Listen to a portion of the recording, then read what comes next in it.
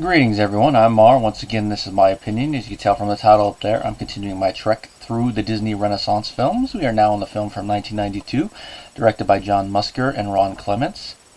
And this is featuring the voice works of Linda Larkin, Jonathan Freeman, Gilbert Gottfried, and of course, the late great Robin Williams. This, of course, is Aladdin, in my old VHS tape. I actually love that poster art. The thing I love about the VHS is the poster art they would have. Sometimes it'd be promotional ones, other times it'd be new. But there is that. Released in November of '92, this film was made for $28 million, and it made $504 million. So another financial success. And of course features music by Alan Menken once again. So continuing the trend of the successful musicals that Disney was doing back then. And like a couple of its predecessors, this film went through a couple iterations. Now, earlier in the Disney animation history, there was some talks of it, but it wasn't until 1988 where lyricist Howard Ashman pitched the idea of an animated version of Aladdin, and he gave a 40-page treatment.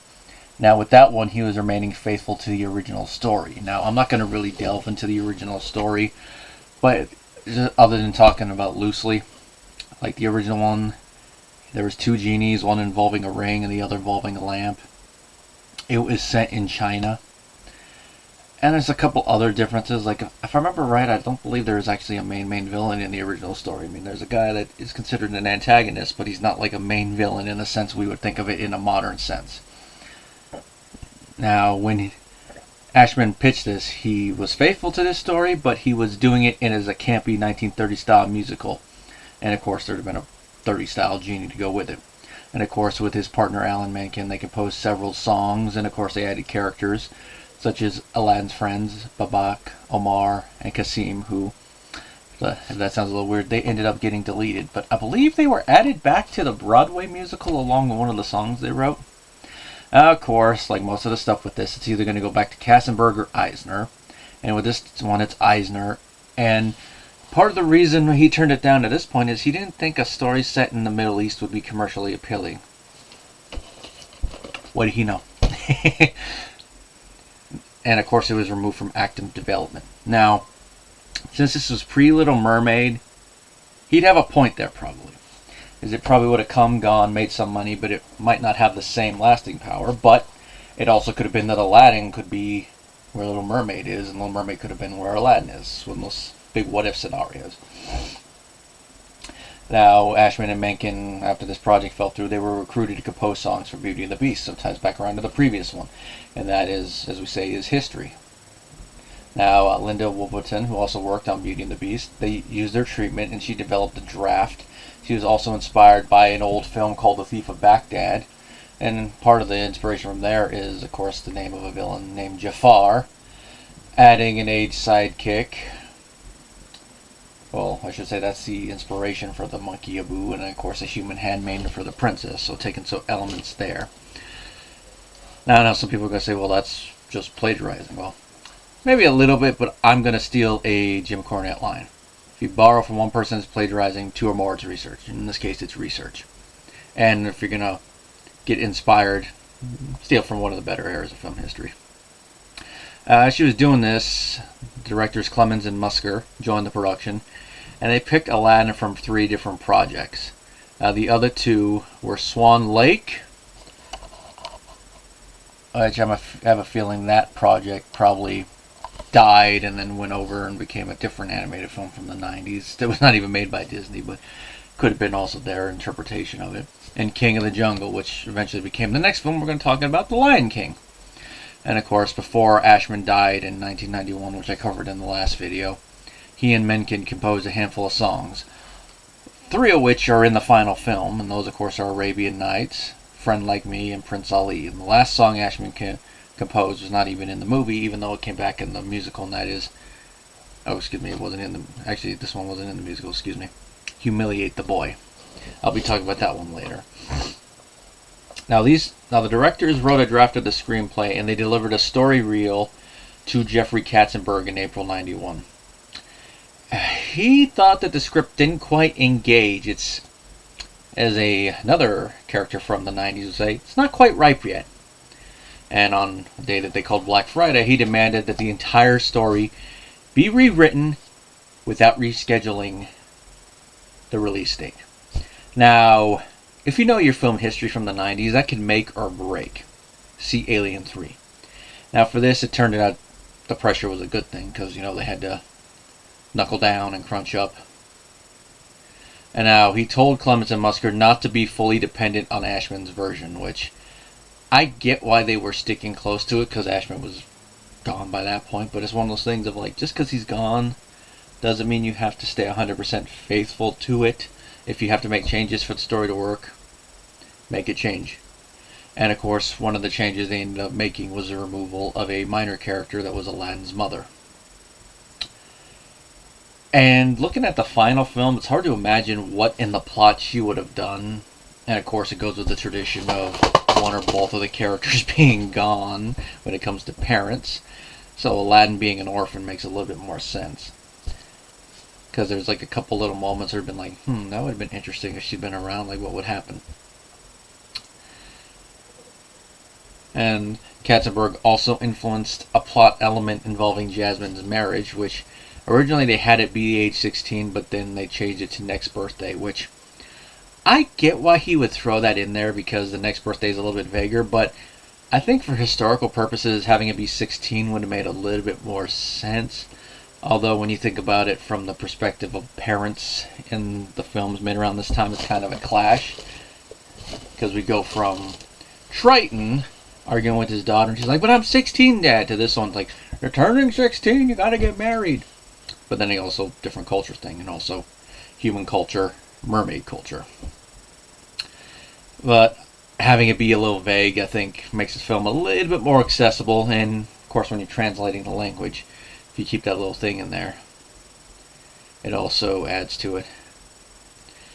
And of course by adding that, it also adds to the change later in the plot. And of course the film went, at this point it went through a couple more revisions with the characters. Strengthening the character of Princess Jasmine. They deleted a couple songs, like I mentioned, Humiliate the Boy. And Aladdin's personality was rewritten to be a little rougher, like a young Harrison Ford, which I think adds to his likability, especially when, if you look at his character design, you can definitely tell they based him a little bit off of Tom Cruise. And I think, at least for the female audience, seems to make him a little likable. And of course, for a male audience watching him, they'll be like, yeah, Aladdin! Yeah, that guy's cool. Kick a butt, kick a butt. Now, the big elephant in the room to talk about with the production is Robin Williams. Now, he was brought in when he was convinced, when they showed an animation thing of the genie doing a bit of his stand-up.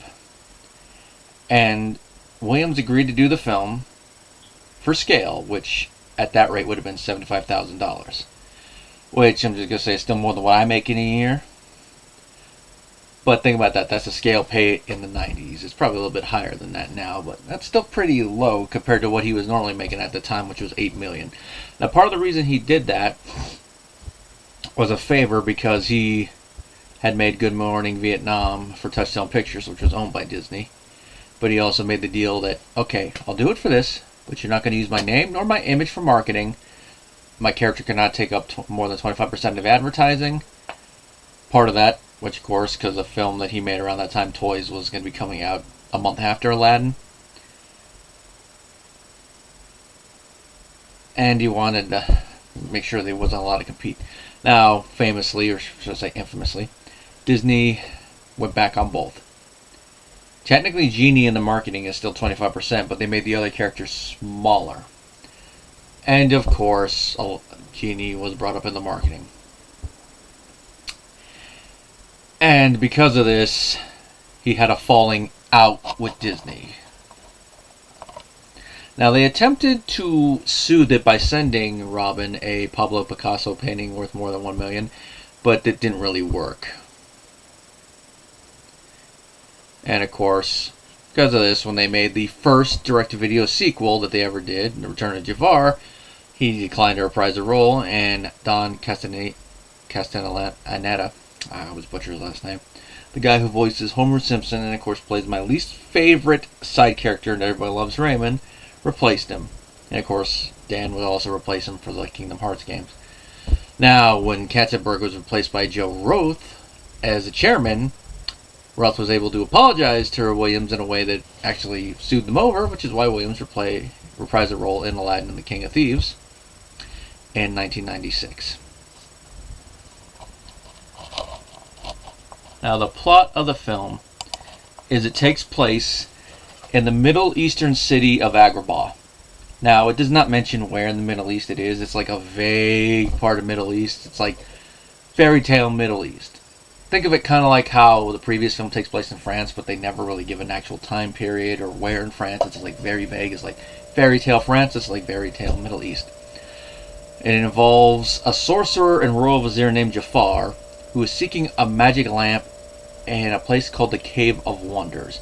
Now, the reason he is searching for the lamp is to take over the city of Agrabah in a coup, where he will depose the Sultan and become the new Sultan. Now, in order to get the lamp, he has to find the diamond in the rough, as we find out in the opening scene, where the cave kills the person he tries to send in. Now, the diamond in the rough turns out to be Aladdin, and as we see it in Day in the Life of Aladdin, where he's running from the guards, getting bread, and of course gets called a street rat by a prince from another city. We get to like him, and Jafar eventually will get Aladdin into his service. But as he is trying to find out what the diamond in the rough is, Aladdin's going through a day in the life of his, and we meet the Sultan's daughter, Princess Jasmine. She's unsatisfied with her sheltered life in the palace. She definitely feels that there's too many rules, too many regulations that they throw on her, and she doesn't want her life decided for her. So she decides to run away. They meet. You can instantly tell there's a chemistry between Aladdin and Jasmine. They almost kiss, and it's interrupted by the guards. Aladdin is taken into custody by the guards. Jasmine tries to pull rank, but since it was called in by the royal vizier, and she's technically not queen yet, she cannot force them to release him. Now, Jafar pulls the whole thing like, yeah, he's dead. Well, Jafar, in disguise, gets Aladdin to go into the Cave of Wonders, and Aladdin finds the lamp, and Jafar attempts to kill him, doesn't really work. Aladdin keeps the lamp, and we find out that it houses the genie, which is voiced, of course, by Williams. And within the proviso of the 3 rules, Aladdin wishes to become a prince, because only a prince can marry a princess, and that's really the only way he has a shot at marrying Jasmine. Now, the genie does excellent work with this. They go to Agrabah, and slowly but surely Aladdin does develop a relationship with Jasmine, but of course he comes into conflict with Jafar. Jafar tries to kill him again, and the whole thing involving Jafar trying to overthrow the Sultan and controlling him, it is shown to the Sultan by Aladdin. And of course, Jafar realizes Aladdin has the lamp. He gets his hands on the lamp. This leads to an excellent third act where Aladdin has to come back, and he uses Jafar's own self-overconfidence against him. And of course, he wanted that power. You got it, and that's everything that goes with it. And it's an excellent way to make sure Jafar gets his comeuppance. And of course, the voice cast for it. I mean, Robin Williams is a genie. I've already talked about he is excellent casting for this, especially since it allows him to ad-lib to the nth degree. I mean, if you've ever seen the special behind-the-scenes features on the Blu-ray and the DVD, there's a lot of stuff they didn't put in the film that they used. Improper use of reptile, improper use of reptile. Even though they weren't able to get an Oscar nomination for Best Original Screenplay because of all of his ad-libbing, it more than makes up for it. And of course, he also voices the peddler that is at the beginning of the film, which you could definitely tell they put a lot of stuff in front of him to ad-lib just with how that scene is. Just watching that scene again, knowing that, you can definitely tell it. And there's some lines in there that I use in my everyday parlance still. It will not break. It broke. Oh, I've never seen one of these intact before. It's the famous Dead Sea Tupperware. Yeah, that's a good line. It's a good line. I mean, sad that they kind of screwed him over with the whole marketing thing, but at least that was patched up years before Williams passed away. Scott, when I'm going to probably butcher this last name, Wenger, Weinger, as Aladdin. He brings the right amount of kindness, yet a little rough around the edges to him. Like, you believe both parts of it. He has the right amount of emotion on both of them. You believe him when he's being vulnerable. You believe him when he's being kind. Of course, you believe him in the few moments where he has to come out a little bit edgier, but not super edgy. And of course, Brad King does a good job matching all that with his singing voice for the few songs he does, especially One Jump Ahead, which is his introduction song, as I'll get to. Linda Larkin, she does an excellent job voicing Jasmine. You definitely believe that she is a kind-hearted princess. You definitely believe that even though she's been sheltered, she is not spoiled. That when the Sultan does retire, she'll be the perfect queen for Agrabah. And there's nothing about it where you're like, yeah, I don't like it. Now, Larkin was chosen for the role 9 months after her audition, and she had to adjust and lower her high-pitched voice to reach the voice that they wanted for her. So she had to lower it a little bit. Sometimes that is the perfect thing for her.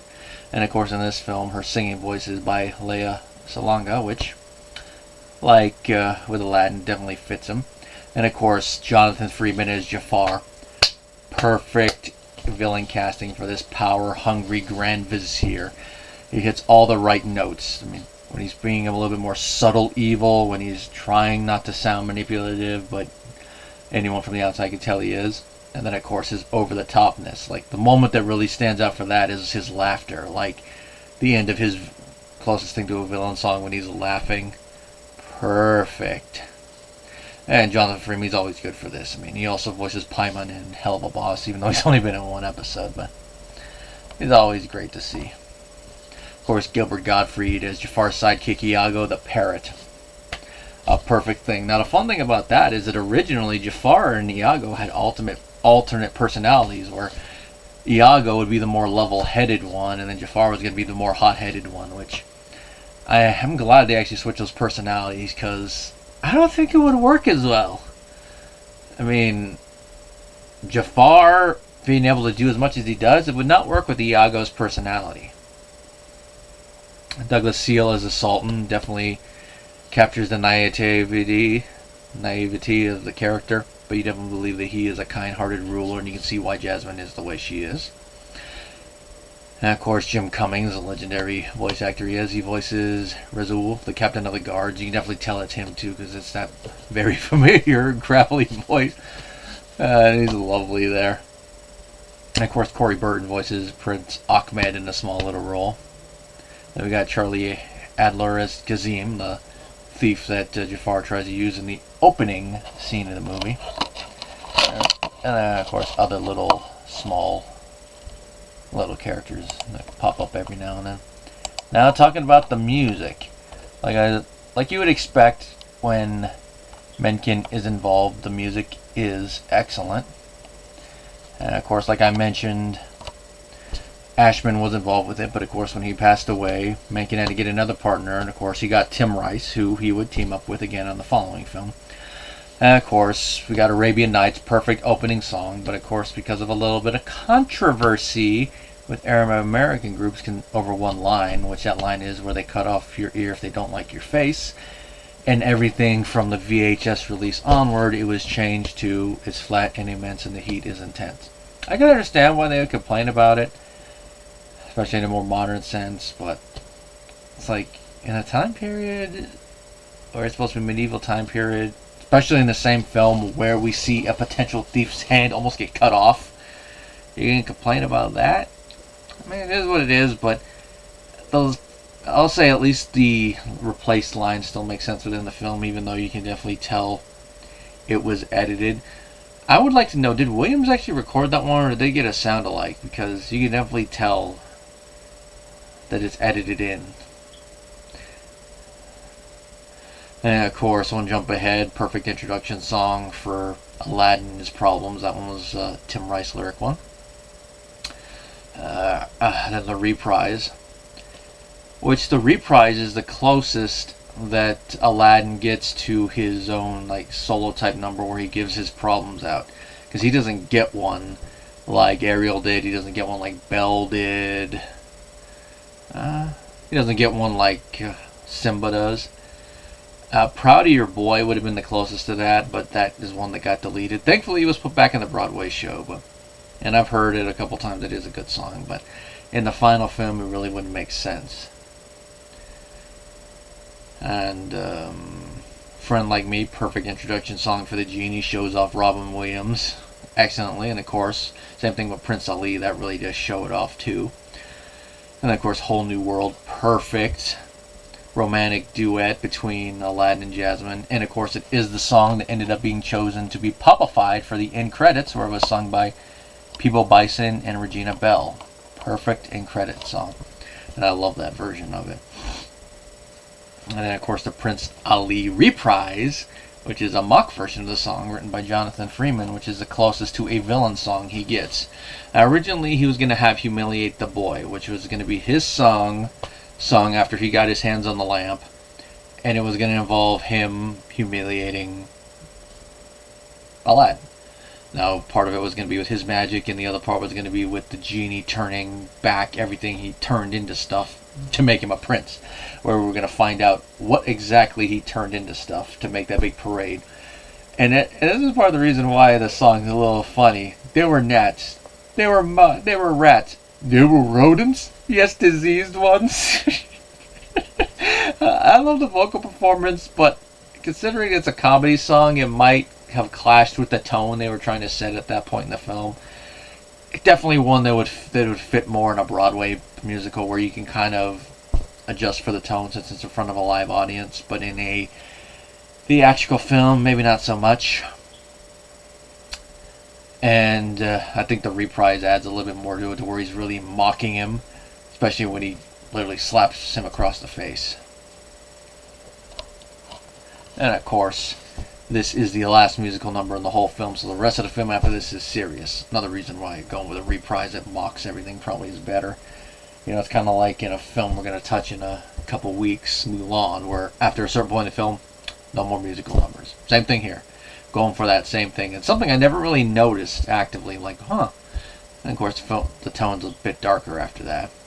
Now, the animation for the film is excellent. Another top tier bit of animation from the Disney studios when it comes to this era. I mean, there's a reason why it's called the Renaissance, because of all that. And of course, like I've already mentioned, it's box office take. Now look at the critical reception. Now, there was a lot of things about it that people loved, and this is the consensus from Rotten Tomatoes. A highly entertaining entry in Disney's Renaissance era, Aladdin is beautifully drawn with near-classic songs and a cast of scene-stealing characters. Gotta go with that. And of course, people praised Robin Williams. People praised the comedy and said that people would love it. And here's something that I love here. Cartoon director Chuck Jones even had something to say about the film. The funniest feature ever made is what he said. Now, part of that I have to say is probably due to Robin Williams, but then also the comedy stuff they wrote around his character. And of course, even Ebert gave the film a 3 out of 4 and commented that Williams and animation were born from one another. And of course, Williams, he also did voice work and other things, you know, Batty and Fern Gully, amongst other stuff. Of course, he said that the music was inferior to Little Mermaid and Beauty and the Beast, and that Aladdin and Jasmine were pale and routine. And then wrote that there was stuff about stereotypes, like with the hooked noses and all that. But Aladdin and Jasmine look like white American teenagers. Maybe with them, well, there's a little bit of that. But the way the characters are drawn, I don't really think it goes that much into stereotypes. At least to the way he's talking about it.